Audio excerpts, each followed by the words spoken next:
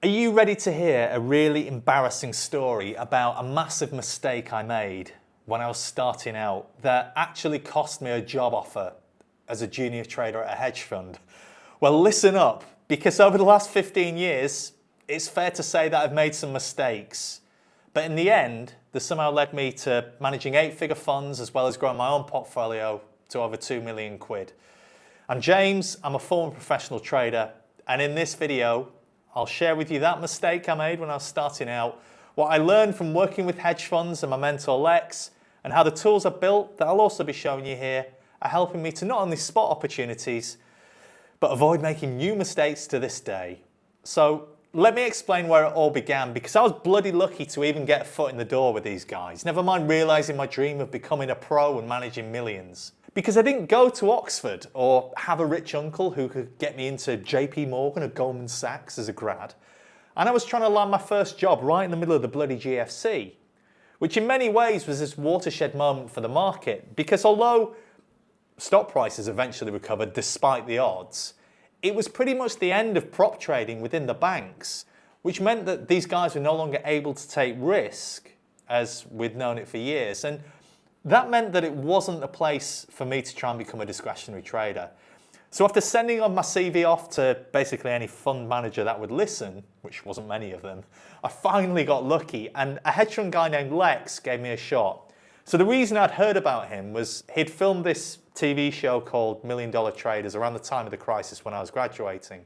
He not only ran prop trading at Goldman back when it was actually cool in the 90s, but he'd gone on to work for Europe's biggest hedge fund back at the time and then set up his own around the time that the show came out. So I couldn't believe my luck. I was barely out of uni and this guy was showing me inside the hedge fund world and how all these guys traded and made money, and it was absolutely amazing. And with what I learned, I went on to become a fund manager in my own right, and a few years ago I quit the game to manage my money full-time, whatever you want to call it. I'm not calling it bloody trading, because it sounds like Lamborghinis and all that nonsense. So here's the thing that I've learned that has changed how I invest today. That big mistake when I was starting out. It's pretty embarrassing, so buckle up.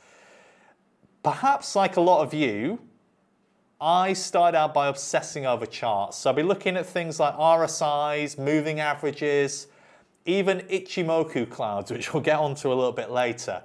And I was reading all of the trading books that claim to have a system, whether it was things like the Zulu Principle, the Naked Trader by Robbie Burns, everything. And I just thought that if I can figure out the right one that worked, then of course I'm going to be rich, I get a job in a fund and live the dream.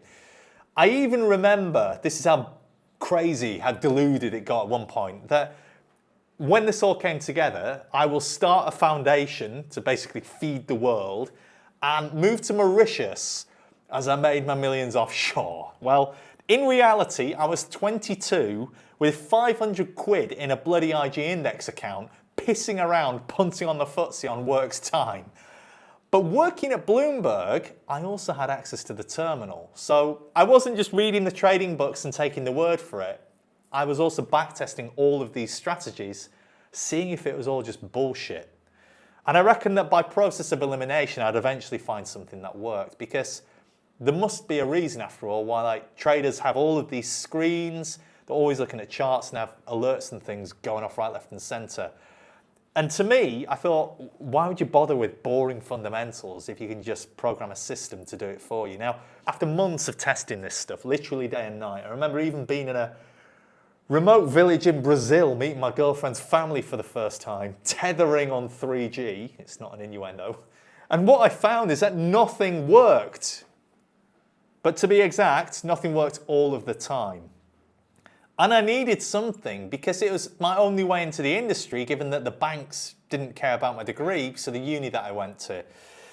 But I knew deep down that unlike, say, M&A, investment banking, hedge funds cared only about money and whether you could make it. So I went back to the drawing board and I had this idea to try and combine the best bits of everything that I tested and try and make the ultimate all-weather system that could work in any market. Now, this detail will make sense in a minute, but I was using something called Ichimoku clouds, which I touched on a minute ago. And all of a sudden, I had built what looked like the perfect strategy.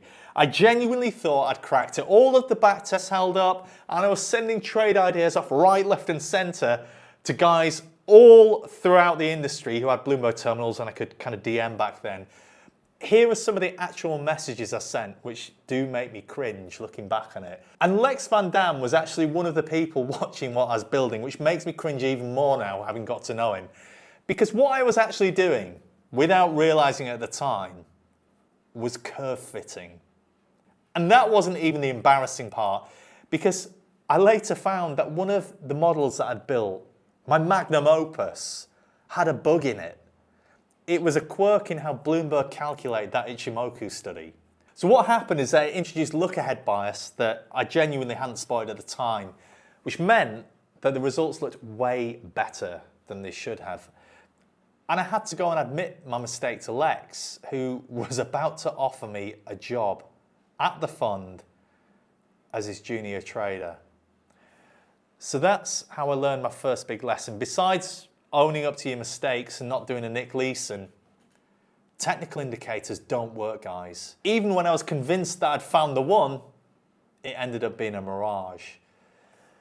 But to Lex's credit, instead of writing me off, which he was well entitled to do, he stood by me. And as my mentor, he started showing me everything he knew, beginning with fundamentals, but probably not in the way you'd expect, because when most people hear the word, they think of value investing, low PEs, low price to book, all of that stuff that Ben Graham made famous with the book, The Intelligent Investor. The problem is, it hasn't worked for decades. So let me show you how I was taught to look at the fundamentals completely differently, and the strategy that many of the big funds still use to beat the market, relying on them. Value is underperforming the general market, and it's been that way now for 20 years. Over the long run, quality has beaten pretty much everything else. A good example of this might be a company like Costco.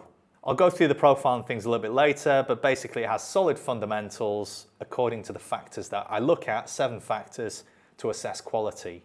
And if we pull up the chart here of Costco, this is an even more assured 45-degree line up and to the right. It's much less volatile. 70,000% since the IPO. It's not a bad return, is it? But that's the point here, how smooth and consistent the trend is.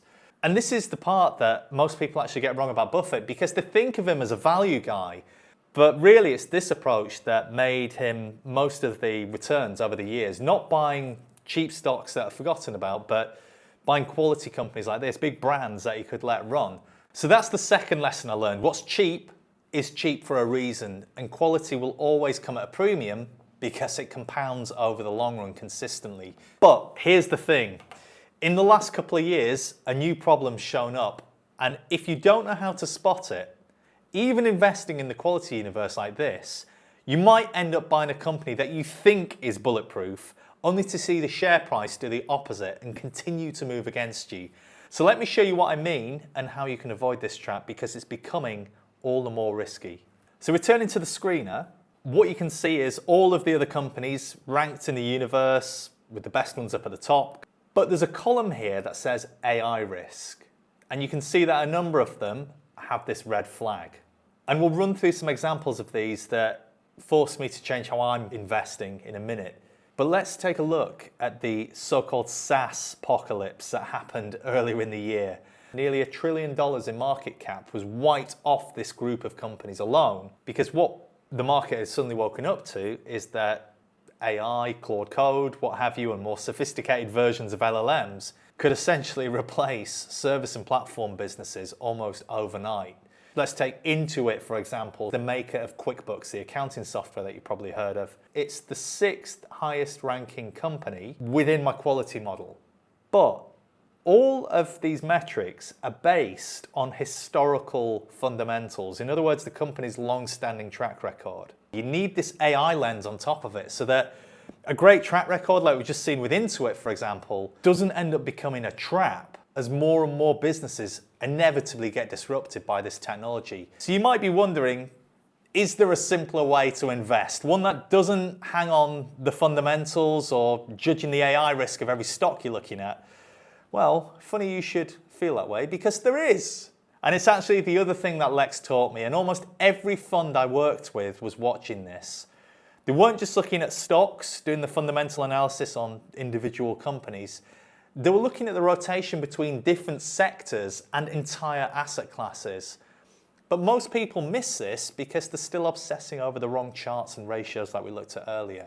So let me show you a simpler way to follow the money using a tool that caught a 40% move for me last month. So think of it like a clock. It basically cycles round from leading to weakening through lagging and eventually back round to improving. I want to actually start within commodities because this is where that big trade appeared for me last month. In the top right, you can see natural gas. And then down at the bottom, you've got crude oil. So these were in opposite quadrants. Each one of these markers is 1 week apart. So to pull up the chart here, you can see how the two have diverged. At one point, it was up over 40%. The difference between long natural gas and short crude oil. But let's bring this back to equities and equity sectors. So we'll apply the same principle. We're looking for stuff in the top right-hand corner, which is leading, and stuff in the bottom left, which is lagging. That's the stuff we want to avoid.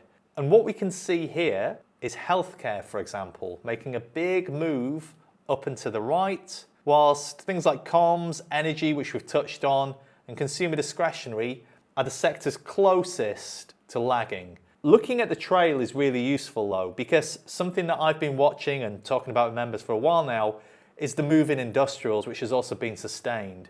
And it's tech that the money is rotating away from.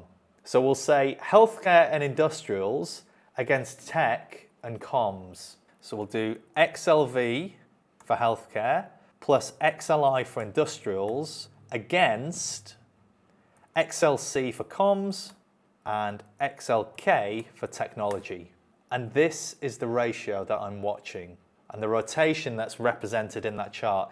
Now again, because of the tech dominance, which lasted for so long, anything against that has been trending in the wrong direction, lower. But now with very clear signals that investors are trying to get away from tech, this is a really interesting setup. And again, it's one that I'm tracking with members on the inside of my community. So that's the final lesson, guys, and I think this is the big one because it's the strategy that's endured. It doesn't care about AI or any fundamental track record that might be disrupted. And I think it's the closest thing to a strategy I've found after all the bloody backtesting that anyone can copy. Now, there's a link in the description, once again, if you want to try it free for 7 days, along with all of the other tools inside of the community. And if you've enjoyed this video, then watch this one next, which YouTube thinks you're gonna love. I'm off to reflect on Ishimoku clouds because it still haunts me to this day. Never again.